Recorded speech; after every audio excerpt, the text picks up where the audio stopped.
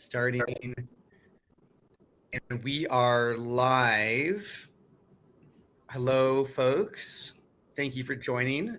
I embarrassingly just realized that the Demio link said 10 a.m. for a start, and all our messaging content said 9 a.m. So thank you all for joining us at this time. We're going to give folks a couple minutes to join. And if people could confirm, can you all hear us? Can you hear us? If you could add in the chat that you can hear us, it'd be great. Cynthia, all right, thank you. And Cynthia from Mood, Florida. All right. We got some good folks today, all. I'm super excited. John, you can hear us too. I do have an odd echo. Uh-oh. I'll see what I can do with my mic settings. Built in. I made mute and unmute. Okay. It could be the Chrome versus Safari thing again. Oh, John's thinking it might also be if we're not speaking, if we can go on mute, that would be, I think, very helpful. So, we're gonna give people another minute or two, especially since I embarrassingly again mess up the time. We're gonna then go into a little bit of a very kind of 6 slides to set up our presentation today and set up our conversation today before we get to the meat and potatoes of conversations with these amazing folks who are joining us. But we'll give it a few more minutes here, and then we'll look to dive in about creating new revenue streams. So, Maddie, Eric, Mark, any fun news to share as we're burning a minute or two here? Well, like I was sharing, here's the San Diego Padres baseball stadium for everyone that's joining. So this is what you can see in a Verbo if you stay in downtown San Diego. Pretty cool. I love it.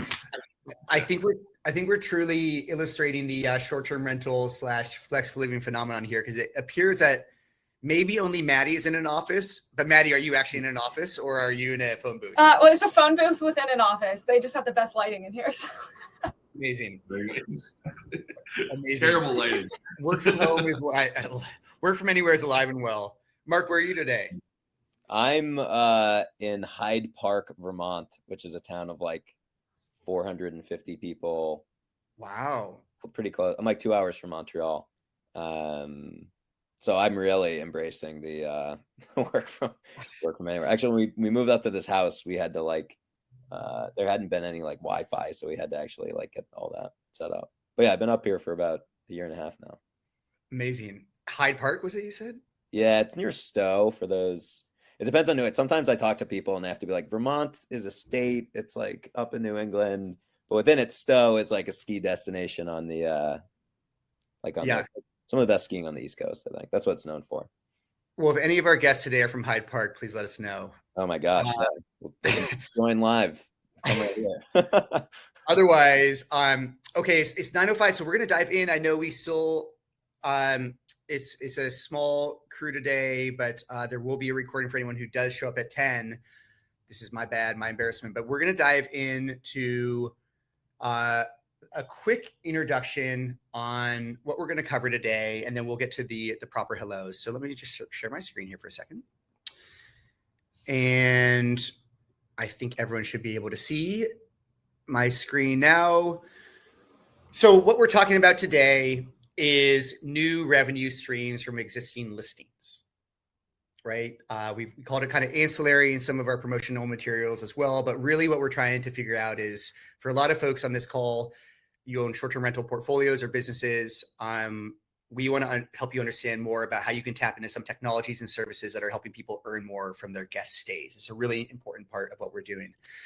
And we have 3 experts, Eric, Maddie, Mark. They're going to share a little bit about their business in just a minute here. For my quick preview, Eric has built a bunch of businesses. What he's working on now, I'm just personally extremely excited about. Okay to Charge is bringing access to the EV charging revolution to everyone. Eric will share more about what that means, what it looks like, but it's not only a new revenue stream. Also, I think it's extremely forward-looking in terms of the electrification of our transportation grid. So super excited about that. As Maddie will share, she wants to make all things rentable. She and the Mount team are working on this. And that is focused on short-term rentals, but it will expand beyond that. So she'll give us a little more of an intro, but think of, your guests stay with you for maybe between 4 days, 2 weeks, etc. What if you could be earning money that whole time off of things that you rent? Maddie will correct me if I'm wrong in that there. And then Mark from Minoan, empowering native retail. What this really looks like is for hosts and owners being able to monetize the things that guests maybe use while they stay with you and they can buy afterwards. But there's also a larger kind of very interesting play, in my opinion, around how to manage inventory within these spaces. So if you have a lot of spaces, how can you manage supply? So really smart, forward-looking, sneaky plays, all that can give you access to more revenue. Super excited to talk about it. For folks who might be joining from other places, the quick hits on Wheelhouse, we are kind of 4 products in one: dynamic pricing. We do a lot of budgeting and portfolio and pacing work in kind of a category we call portfolio intelligence. We have market intel, comp sets, and more. If you knew us in 2021, well, we shipped 35 new features in 2022 in Q1. So we'd love to kind of share some of the new things. We've also been lucky to earn the trust of a whole bunch of teams in the last 12 months. Some of these folks we worked with for longer, but we've really been lucky to start working with a bunch of large and growing teams in particular lately. So that's my short plug for Wheelhouse. But really why we're all here today is to talk about ancillary revenue. And this is a category as both someone who loves software, but also has done some operations. I've always been fascinated by ancillary revenue and how it's going to transform eventually the short-term rental space. And when investors are looking at short-term rental space, they're also often thinking, yes, let's make money from these beautiful spaces, but also, again, because we have these long guest stays and because hotels can earn a lot more from ancillary revenue, which as a category is everything from early check-in, late checkout, food and beverage, resort fees, etc. Can't our spaces, the short-term rental spaces and vacation rental spaces, couldn't they also be excellent places to monetize a guest stay? And I think that's really one of the next big eras of innovation. And these folks are obviously, who we have joined us today, are obviously working on it. Top boutique hotels can truly earn 50% of revenue from ancillary. That's usually a smaller hotel with a great food and beverage associated with it. So it's not necessarily the norm. It's certainly not the norm, but it illustrates the potential of how ancillary revenues can change your business. And in my opinion, and I'd love to hear from maybe some audience folks can add a thoughts today in the chat, in the short-term rental space and the vacation rental space, we're under-optimized. And there are a lot of great entrepreneurs who are saying, okay, well, that's a problem that we can solve. And they're going to solve it. So without further ado, let's dive into some intros. I'm going to stop sharing my screen now. And Maddie, could you start with a quick intro on you and Mount and a little bit about what you all are doing to change the world? Yes, thanks, Andrew. Hi, everyone. Good to be here. My name is Maddie. I'm the CEO and co-founder of Mount. Essentially, what we do is we do turn all things into rentable amenities. So whether you have the owner's closet that you have just locked up in the past, or you own some bikes, scooters, golf carts, or you want to buy that stuff, you can put it on your property and use Mount so that your guests can come and rent it. And then you get a check at the end of the month with all the revenue. So it's been a quite interesting journey.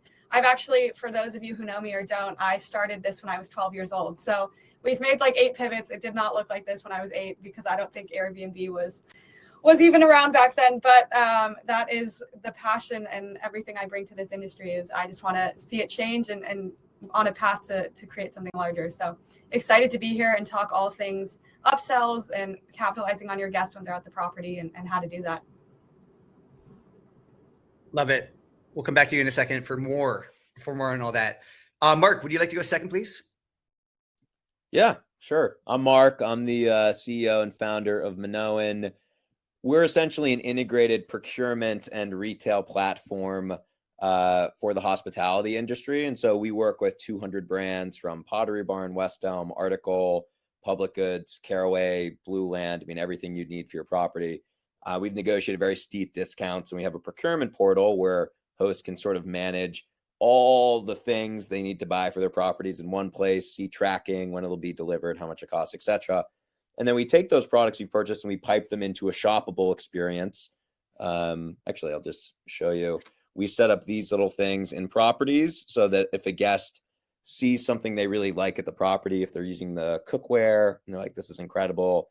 They sleep on a mattress, and they're like, this is the best sleep I've ever gotten.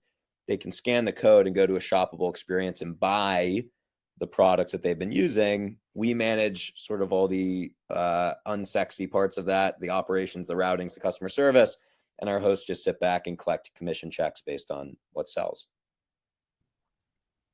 Very cool. Looks lovely too. Thank you for the physical demo. And Eric, can you share a little about yourself, your story? I think some folks know it, but share a little of the background too before you got into OK Charge. Absolutely. Okay. So yeah, I'll take a step back. My history. Well, first off, I wanted to share for those of you who didn't join. I'm in this beautiful Verbo right now. You can see the San Diego Padres background. So that's where my lighting is really important. I'm really not 85 years old, so looks that way. But background, I've started 2 companies in the multifamily apartment industry. Sold those to RealPage. Vacation rental, might know RealPage from buying Keo, but RealPage is recently bought for about $10 billion by Thoma Bravo. And then the last company that I built was Apartment Jet. That was merging multifamily, bringing those vacant units, putting furnishings and background checks and everything into the vacation industry, partnered with Verbo and Airbnb. And then Expedia Group bought that platform. And then just before I started this company with a couple other partners, I was running the vacation industry, vacation vertical, residential, and commercial at Inhabit IQ. That was an entity that bought up Streamline, LiveRes, Rental Guardian, and others, and participated in that. So ran that for about a year and a half. And then now I joined a couple other gentlemen to start OK to Charge. They're the co-founders. I jumped in, saw this huge, massive opportunity for electric vehicle charging. Everyone knows it's coming. It's just doing it the right way. So what we've done is we've partnered with these large property management systems like Track, like Guesty, like Streamline, and many other great platforms, Hostfully and more. And what we're able to do is say this guest is staying at this property on this day through this day, and only they can use that charger in those days. And we can make that into a revenue generating amenity. So really taking this green concept and putting green back into our owners' pockets. Ooh, I like that. I like that. Practice Awesome. that. Okay. Yeah, right. And folks on the call, like all these teams have raised capital. They're scaling. It's kind of an interesting time, but I do want to ask, and Mark, I'm going to start with you for this one. Tell us a little bit more about your customers. What have you learned from them? For folks who are evaluating how they should think about this, tell us a little bit about who the customers you serve now. What have they taught you about your service, your product, et cetera? Yeah, so we initially started focusing on the individual host. I mean, and the background, the context on why we started this business is my background's in retail. I stayed at a really nice short-term rental in upstate New York. I was totally, me and my fiance were totally enamored. We were like ripping the sheets off the mattress to figure out what the mattress was, looking for the tags on the linens, like picking up the mugs and being like, who made this, And so we emailed the host and we're like, hey, we want to buy all this stuff. And she sent me a bunch of links, and then the retail, geek in me was like, wait a minute, these aren't even affiliate links. Like, you're not going to make any money on this. Like, I'm about to spend like $1,500 on a new mattress and all this stuff. Like, you should be making money on this.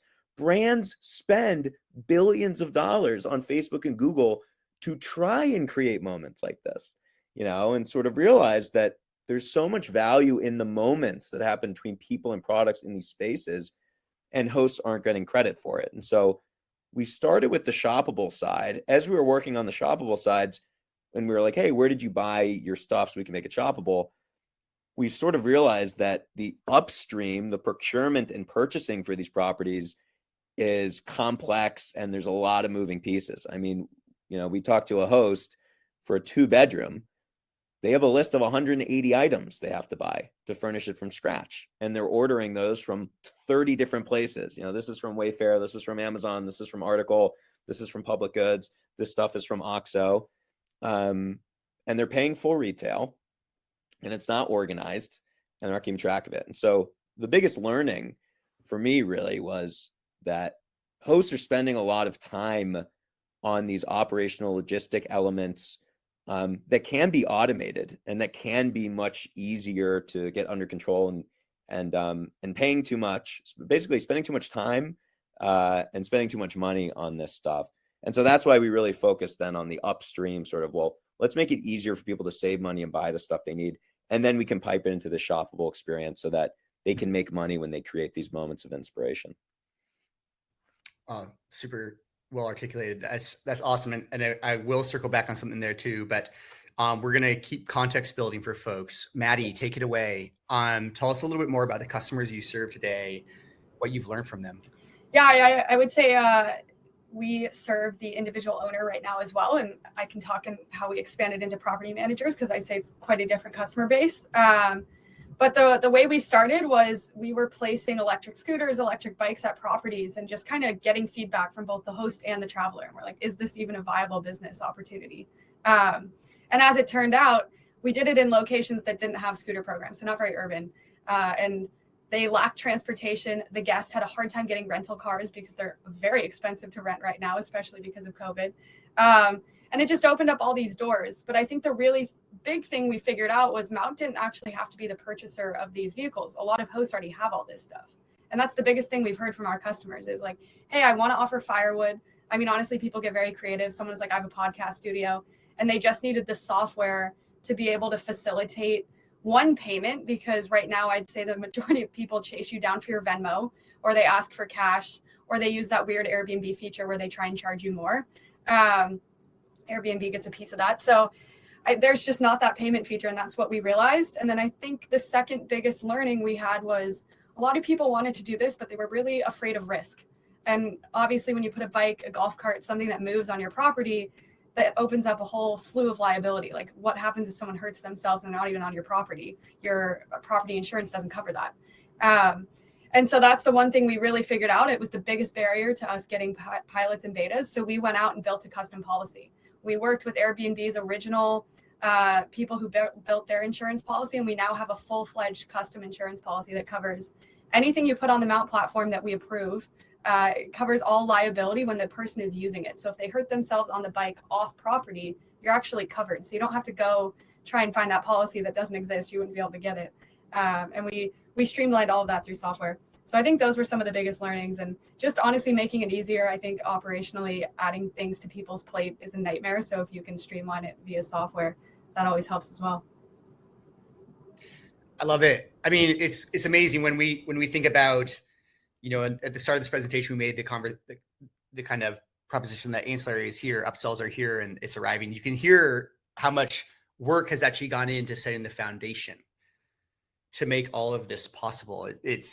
I love the entrepreneur journey and stories, and we're going to again circle back. But Eric, you again, I know you're newer to this venture, but you, what have you already learned? Who are your customers you're targeting, and what have you learned about them, and what are you seeing so far around this concept of bringing charging everywhere?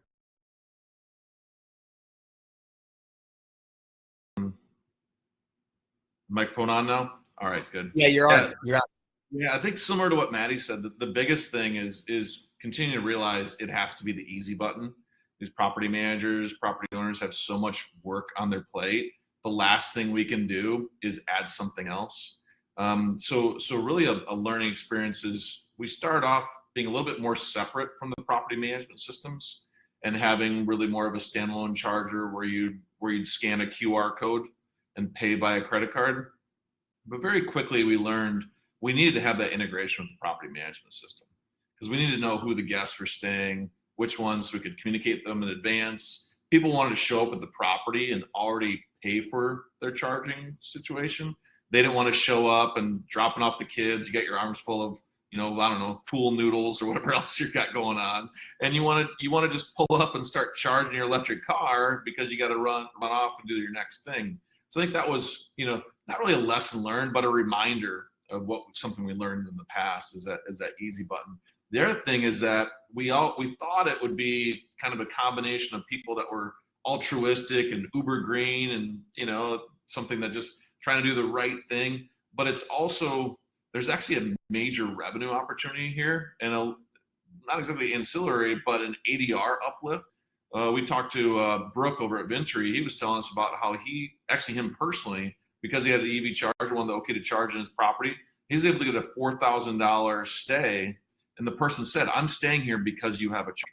And I wouldn't have done that. And I'm sure the other two founders of the same, Matt and Mark, because you have this amenity, it's not just ancillary, it's actually your ADR and your occupancy goes up because you have something that sets you apart from everyone else in the listings. Yeah, it drives guest experience, and I love absolutely. I think that's so interesting. And Eric, I love thinking that like right now, gas stations are capturing all the revenue from your guests around transportation costs. Like, why couldn't you capture that? It's so it's really fun thought. And one thing for all of you, and I'm going to go Eric, you first, Maddie second here. I love asking the question of kind of what went from kind of non-obvious to you to undeniable, or as you thought about both your customer problem or maybe the opportunity at hand, what maybe to us outside of thinking about this charging opportunity, or Maddie to your opportunity next, what again was like, what didn't you get at first, and then you kind of saw the light and now it's like, oh my goodness, this is why this is going to be such a massive opportunity that other people can take advantage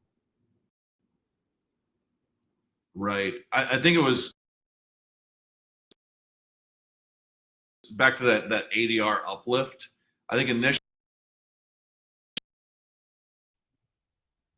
we thought of it as, you know, mom and dad pull up. Last thing I want to do is drop off the kids and drive downtown and plug into a supercharger. So really what we've found is that ability to increase your ADR. Hey, Eric, you're breaking up. Unfortunately. We're going to come back to you. I think I know where you're going. You're going to hop back in the room. Yeah. Sorry, William. Apologize for that. I was trying to wait it out to see if it kicked back in, but Maddie, tell us about your non-obvious to undeniable with Mount. Think about your Trojan horse. What have you seen that you now kind of can't shake? It keeps you up at night. It's such a cool opportunity. Yeah, I honestly think it was really focusing in on actually what the traveler was wanting, because this is kind of a no-brainer for a host. I mean, if you have a bike, list it, rent it. But from what we noticed from the traveler is like, I will actively go out and just meet a random traveler, give them the one-liner of Mount, which is rent anything at any time from anyone. And then I see what they say, because they give me the best ideas. And someone was like, can I rent a like bridesmaid dress or whatever? You're going to a fancy event. If you're traveling for a week and then doing another travel right after, which is what Airbnb is pushing, you don't want to spend half your suitcase volume on a dress you're going to wear once. Why not just rent it when you get there? And I was like, oh, that's a really good idea. And that led me down this rabbit hole of kind of forming the vision of Mount.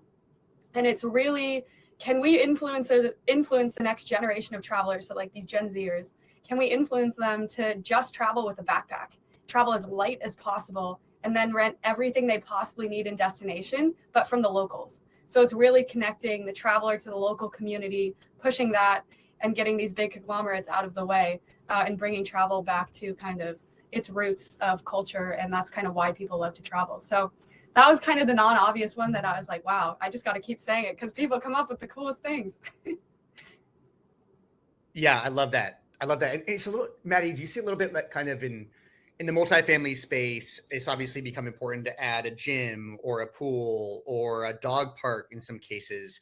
And these are amenities that people don't necessarily use, but they will pay for.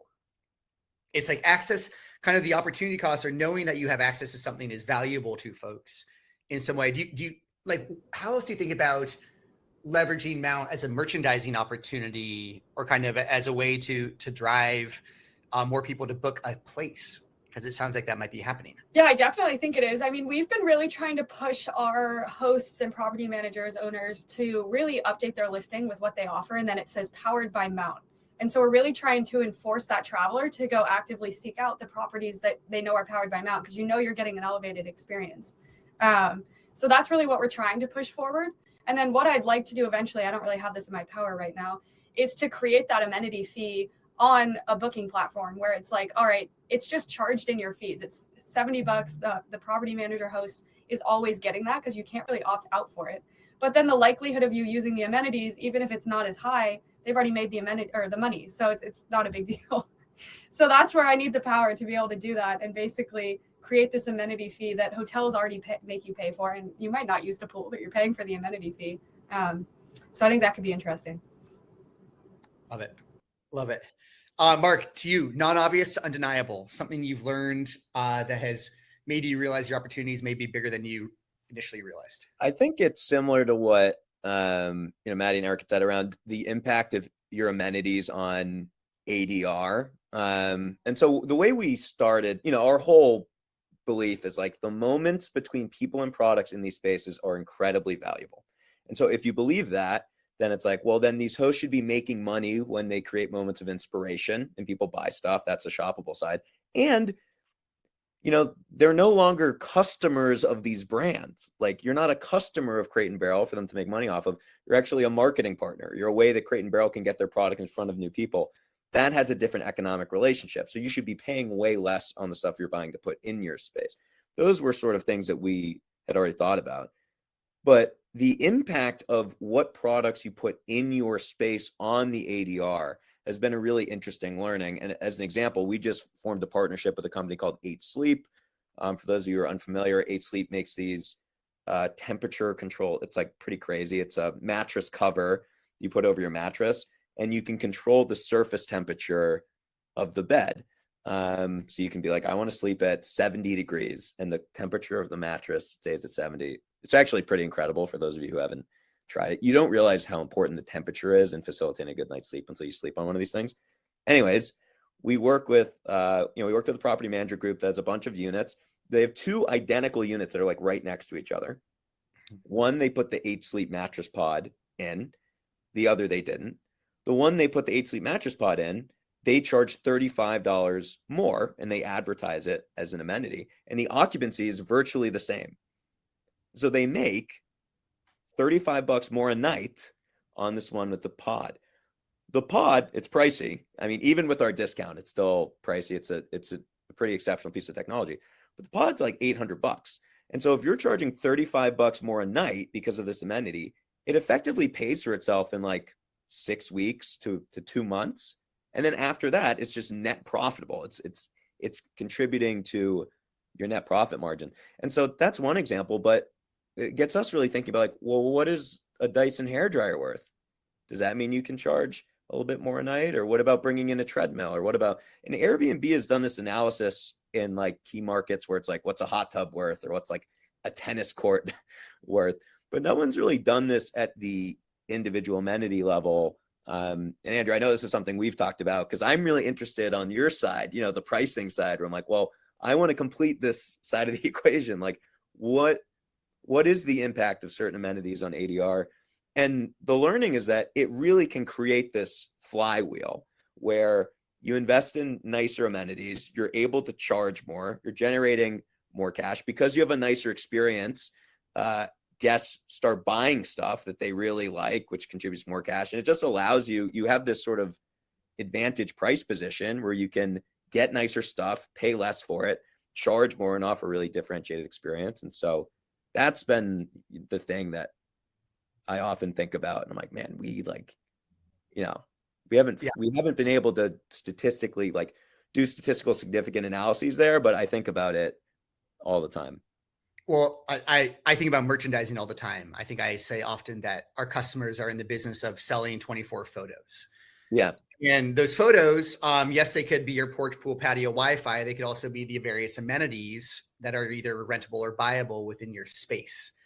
I think it's extremely interesting from that perspective. So, and of course, the notion of being able to monetize, again, that guest stay, we're seeing it not only could maybe take a cost center and turn it into a profit center, but it could actually improve the guest experience at the same time. So these are great things, right?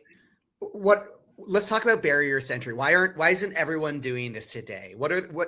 Tell for folks, what are the real barriers to entry? Mark, I'm going to start with you actually first here. Eric, welcome back. Thank you. Yeah, appreciate that. We got you, and we kind of circled around on this question of non-obvious to undeniable, and now we're moving into really like, what are the barriers to entry if it helps the guest experience, if it helps you make more revenue, why isn't everyone doing it? Mark, what are you seeing as the real barriers to entry, and how are you trying to solve those right now? Barriers to entry for like our customers to do this? Yeah, why aren't they all adopting it? If it was easy and makes money and improves the experience, everyone should do it. But like, tell people realistically how do they have to think about it? How does it change maybe their operations, initial expenses, et cetera? Gotcha. Sorry, I was like investor pitch mode. I was like, wait, for other companies doing this or for our Yeah, customers? So, because it's like, it requires a lot of technology to do well. I mean, just for context, when I started Minoan, I had no interest in raising any outside capital. I was like, I'm going to build this platform. I'm going to build it on Shopify. I'm just going to host stores. You can automate a lot of this stuff and I don't need money, like it should basically, we'll generate cash for a host. We'll take a little bit of that and that should be enough to just support the business. The more time I spent digging in and peeling back the layers of the onion, the more I was like, oh no, like these need to be done in a very specific way. And if you really want to unlock the value, if you really want to get these big brands like a Casper or Serta Simmons to give you really deep pricing and make these compelling experiences, there's just a lot of technology and infrastructure that needs to be built. And then even like on the services side, like supporting the orders, managing customer service, like all this stuff. And so I think the reason why property groups and hosts and even hotels, a lot of hotels don't do this themselves is because they have their hands full running the property. Like it's enough work doing that, managing a retail operation, managing purchasing in a centralized way. I mean, a lot of groups are just doing this. Even the most sophisticated property management groups, hundreds of properties, thousands of properties, these venture-backed, institutional money flowing into the short-term rental space. They're still purchasing stuff upstream in Google Sheets and email POs, like emailing a rep to send over a bunch of linens. And it's just crazy how far the consumer side of retail has moved with things like Amazon. And yet the business, B2B commerce has moved really slow. And so I think the barrier to entry is just that the right technology has not been built to make this seamless and easy. And hosts who try to make their property shoppable on their own or do some sort of centralized procurement, like you don't have the technology, so you use Google Sheets, which is good enough. And then on the shoppability side, it just requires a lot more support that you're not accustomed to. Well, I hear you. That was actually a great articulation of, especially from the investor side and defensibility of the business. But I'm actually curious more. So if someone's on this call today or watches this recording, what does it take for them to sign up for Minoan or get onto Minoan, right? And like, what does it take to get started in terms of tapping into these revenue streams? Oh, got you. It's pretty easy. So you can go to minoanexperience.com. There's a little button that says join us in the top right.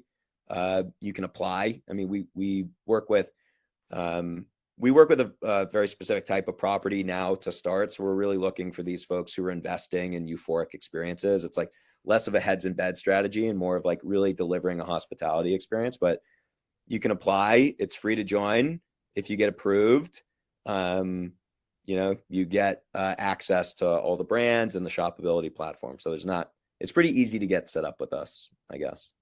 I guess now in retrospect, I'm like, I did answer the wrong question there, but hopefully that clarifies. You got, I mean, it is a great point. I mean, we ran at Lyric, we had hundreds of units. We ran everything off of spreadsheets still, and we would be desperate for technology that could help turn, again, cost centers into profit centers. I think that's so interesting about all these upsell and ancillary opportunities we're speaking about. Eric, your internet seems great now. So we're going to come to you next. And I kind of want to like, what's the barrier to entry for someone? Like, can anyone sign up for your service today, or how are you thinking about the go-to-market here a little bit for folks? Yeah, the sign up is easy. The difficult part, because I always got to tell everybody what reality is. There's installation costs here. So you need a professional electrician or a licensed electrician to come and install it at your property. That could range anywhere from $250 to $1,000. And there's a little bit of capital cost as well for the charger itself. But the nice thing is after that, then that easy button kicks in, and that's where we do all the work. So yeah, a little bit of capital dollars up front. The interesting thing, the way we look at it, is that you're probably going to have to go this route eventually. It's kind of like internet connection, which I'm suffering from at this Verbo right now, but everyone expects it, as I do. I'm like, why don't I have better internet connection? You're going to have that in the next, year, 2, 3, 4, 5 years. Everyone's going to say, I have an electric car. I expected to charge that at my vacation property. So it's when you get ahead of it, when do you do it? And then how do you pay that capital cost? Where we come in is we provide that return on that investment, because not only return on that investment of the capital of installation and the product, but also your electricity going out the door. Because if you're in a public area, pretty soon a smart Uber driver is going to come up and he's going to fuel up his vehicle on your property owner's dime. So you want to get ahead of that. Yeah. Interesting. It sounds, I totally agree. It seems like it could be just like Airbnb has shown, not only do you have Wi-Fi, but, show the download speed or upload speed. Exactly. It seems like a feature that in a couple of years is going to go from nice to have to a need to have. Maddie, to you, why isn't everyone listing everything on Mount today? What are the real problems to what do people need to think through whether this is the right kind of partnership for them or not? Great question. I would say the biggest one is because we have not opened that feature yet. I did not open the floodgates. We will be opening that in about 3 weeks so that you can go on our website if you are anyone in the world and list whatever you own. So that is coming. But no, right now we really like to focus on the beach vacation rentals. So we're really looking to partner with companies or properties in California, Florida, the coast of, the East Coast, all those fun ones that really would benefit from adding like a beach bundle that you can actually rent out and monetize, or electric bikes, that type of stuff. Firewood even is a huge one. So things like that. I mean, you can sign up on our website. It takes a call with me. You just have to get past me, which isn't too hard. And then we'll get you set up. The thing we did realize though, and actually this was a barrier that we solved, was that not every property is right to own and manage amenities that live on property. Like there's not enough space sometimes weather doesn't allow for that. Or in a lot of cases, a property manager has 50 units and they can't physically look at 100 bikes.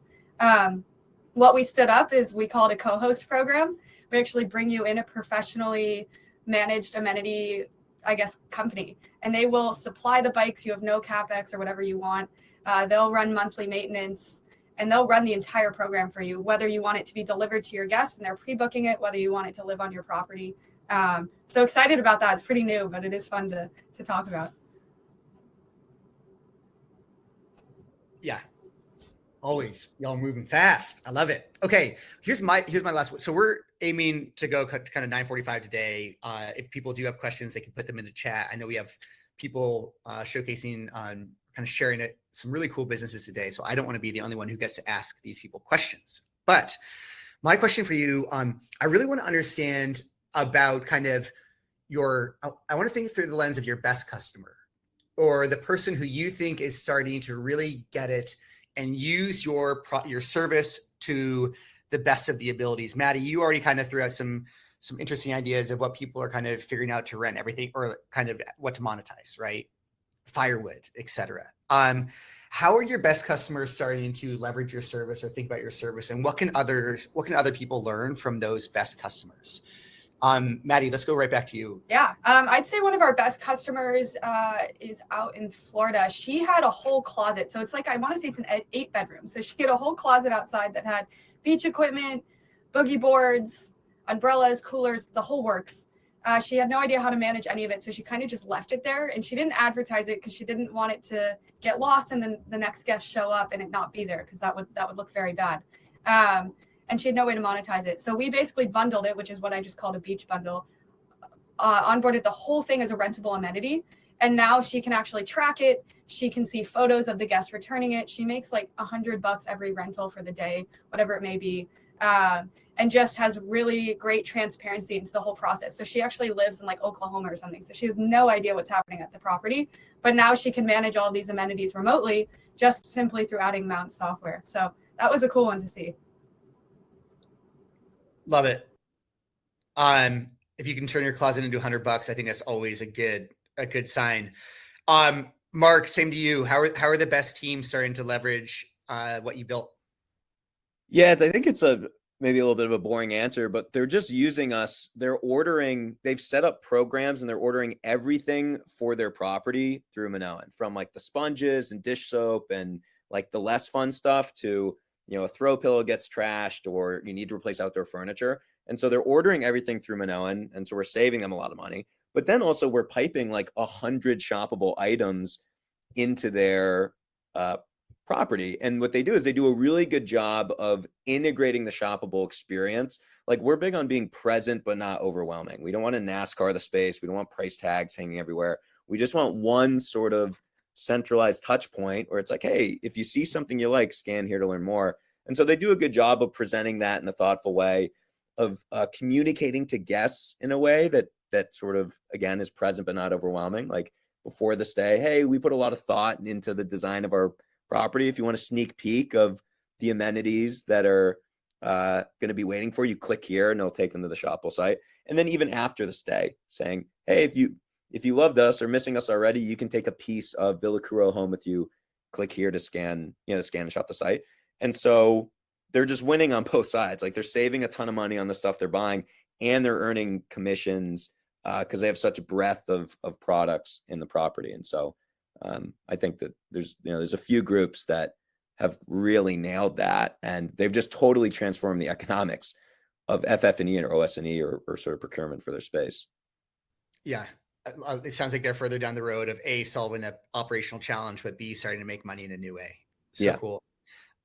Eric, what are you seeing? What are kind of the best customers doing, or kind of what are the folks who are really starting to understand the larger opportunity that you all present? How are they thinking about this opportunity that you all offer?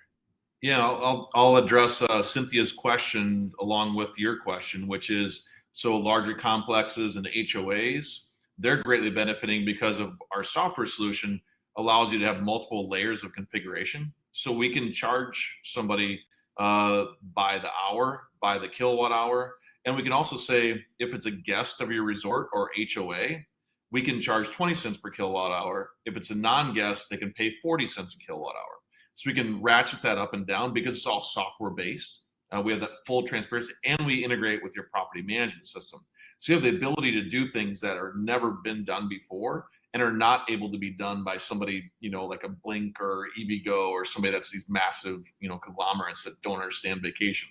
So that's another piece. So we're really excited about that. But then we've even had success cases. We just installed a charger with her name's MJ, but she has tiny homes up in Oregon, and she builds those tiny houses, puts them by a creek, and she puts up EV chargers because someone's driving from Portland, and it's an amenity, and again, increases her ADR. It's a unique niche. So we're seeing those type of clients. So you have all gamuts, and it's a lot like both of our two other presenters today.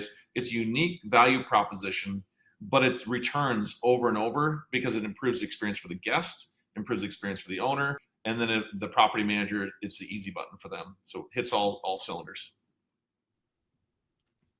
Awesome. Okay, I get maybe one more question. This will be a closeout, quick one. The reason I wanted all three of you on today is, for one, you all are fantastic entrepreneurs and you build really cool things, and you are going to help people transform their space and guest stays into revenue opportunities. I think what you're doing is really important for industry. Eric, you mentioned on LinkedIn, actually, that especially now as maybe ADR start to weaken a little bit in markets that have been very, very strong for the last couple of years, that there are these kind of very timely new revenue opportunities emerging. But let's walk down the road in kind of 30 seconds to a minute each. Mark, I'll start with you. Walk us 12 months down the road at your company, and what are you doing then that you're not quite able to do right now? And what's kind of that exciting next thing that's coming? Especially, should someone start to use Manoa now, what can they expect to kind of see that evolve towards in 12 months? Yeah, we have a lot of big features being released by the end of September, knock on wood. Sometimes these things get pushed back. But like one big one we hear all the time, especially from property management groups, is the ability to build lists and just add a full list to your cart and check out. So building a list of 50 items for the kitchen, where like 10 of them are from OXO, 3 of them are from Caraway, 4 of them from Public Goods, this stuff's from Blue Land. Instead of going to all those different websites, adding to the cart and checking out for 20 different properties, just building a list and then saving that list and then saying add to cart, check out, and then it all gets routed and it's all in there with tracking. So it's, again, just like cutting down, making it easier to use and order stuff that's complicated across a lot of brands. That's one that we're releasing in September. The other one that I'm really excited about is getting more host feedback and content into the procurement side and using data to help hosts understand like what brands do really well in these environments and what brands do not. Or the other big one, like I won't name names, we have a very prominent furniture brand that a lot of people order from. Their supply chain has been horrible. Like they've been late on 65% of orders. We have that data. we can say, okay, on the last 100 orders, only 35 are on time. If you're a host and you're launching a property, you have an install date, you have guest staying, that stuff showing up late's a big problem. And so it's taking some of the data that we have that other people don't have, building sort of these unique, easy to use features that just don't exist today, and bundling all that into, again, it's just focusing again on value, saving them as much money, and ease of use, like saving people time. And so there's a lot of stuff we're doing to really hone in on that in the next 3 months, and certainly will continue over the next 12. Very cool. And when Maddie was talking about kind of insurance for guests who might ride off property, I'm thinking as well, like items that can be insured, it would have been very interesting to us at Lyric, everything from wallpaper to other amenities. Maddie, walk us, you mentioned as well, you got some fun things about to launch. Walk us 12 months down the road. What's Mount starting to do that might not be kind of ready for folks yet? Yeah, I'd say the biggest thing is we're really leaning into this marketplace because we have hosts and then we have travelers. And I really want to start capturing the travelers as Mount ambassadors, whatever you want to call them, so that the hosts know that when they're listing Mount amenities, they're getting access to this 500,000 traveler group that's actively seeking out their property because of that. So what that looks like is, one, building that, but two, really creating this community for these travelers, and it's a point system. So if you rent more Mount amenities, you get more points, kind of like I've recently been flying on United. So it's like, the program they create on the airlines, but getting to the point where if you're a really known Mount traveler, you've reached the backpack level, essentially getting inducted into this special group of travelers where you get really, I guess, exclusive access to these amazing properties that we've curated from the other side of our marketplace, and making it the top tier of where both of these sides are really working towards and getting to. So really hoping to bring that value to the market. So we thought it was an upsell. It's actually a movement. Yeah. Mount in 5 years is going to be in every aspect of your life. Just wait. I love it. Eric, walk us 12 months down the road. Every gas station's out of business. No one's driving a combustion engine anymore. What do you see? What in 12 months, as you all continue to grow and scale, like what new opportunities emerge? How do you think about that evolving? Yeah, actually similar to Maddie in that need to be that household name, okay to charge. The difference is that you're going to see a lot of these, $500 billion, whatever, going to these large EV charging activities. Everyone seems to be thinking about them as gas stations. That's just the wrong mindset, because people want to charge where they live and where they work. So we're the only ones bringing this to the marketplace in the way that, and that's because we understand the industry and we think about it from a people perspective. So that's really where we're bringing that knowledge base. And frankly, we want to keep it under the radar for a little bit longer. I know I'm saying in a webinar, but hey, we're all tight friends in this industry. So, we want to build this and dominate and be in all these vacation homes and apartment buildings before, kind of the big groups recognize it. But then once that happens, it's going to become just common nature and common knowledge that this is where it happens. This is where people charge their money. This is where they charge their cars. And it's all just a seamless process. Yeah. I love it. Thank you all. Any last thoughts from anyone? Anything you wanted to share today? I know I asked you, I actually delved a little bit, maybe too deeply into what you're trying to build. I was really curious. I think you all are doing such cool things. Anyone, last thoughts for our guests today, folks who are running their own business, who are managing a bunch of properties, anything that you think they should hear today? Mark, you unmuted, so we'll start with you. Yeah, I think this is relevant for actually all three of us. Like, we've always thought of this category as really capitalizing on the experience economy, massive economy. It's what's really caused companies like Airbnb and Vrbo to do so well in boutique hotels. But there's another economy that is even more massive that I think is very relevant to these folks, which is the attention economy. I mean, if you look at like Facebook and Google, these are massive companies that monetize attention. Google charges $7 for a click. Like, so if Casper is paying $7 for a click, what is it worth to Casper to have someone sleep on their mattress 3 or 4 nights in a row? It's got to be worth a hell of a lot more than that. And so I think all these companies are about, it's just about thinking about, it's not just the stay, it's you have this audience that's in these spaces, and thinking about what they're spending their time on or what they're doing or how you can monetize that, I think is really important for any anyone who's, I mean, it doesn't matter if you're managing one property or managing 100. That's just something that is inherently very valuable in our economy. And I don't think, I just don't think a lot of groups, property groups, are thinking about their spaces and the value in that way. They're certainly looking at them as assets and renting them out, but and that's the whole point of this webinar. So maybe that was an unnecessary little, but I think just changing the way you think about the value that you're creating, it just opens up a lot of doors. Obviously, that all three of us who have joined, I think, would want to help you realize.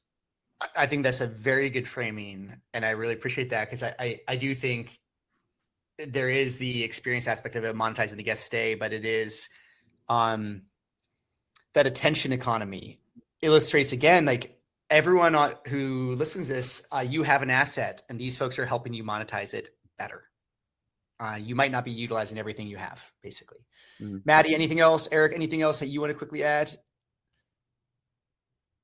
I was just going to share, I'm passionate about renting responsibly and the right to rent program. So as an industry, we need to keep on collaborating, because a lot of these laws and regulations are changing on us. So let's keep on working together, be part of VRMA, be part of your association.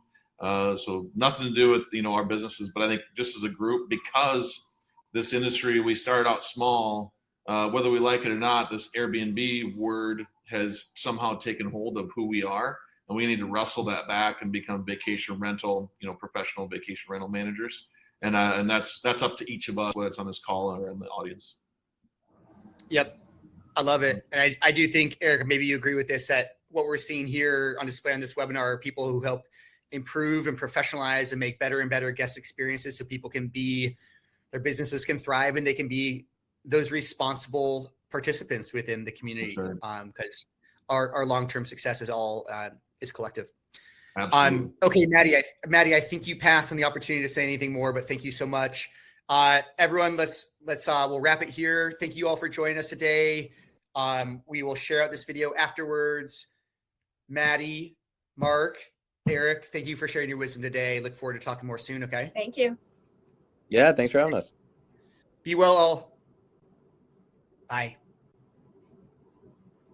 Thanks all.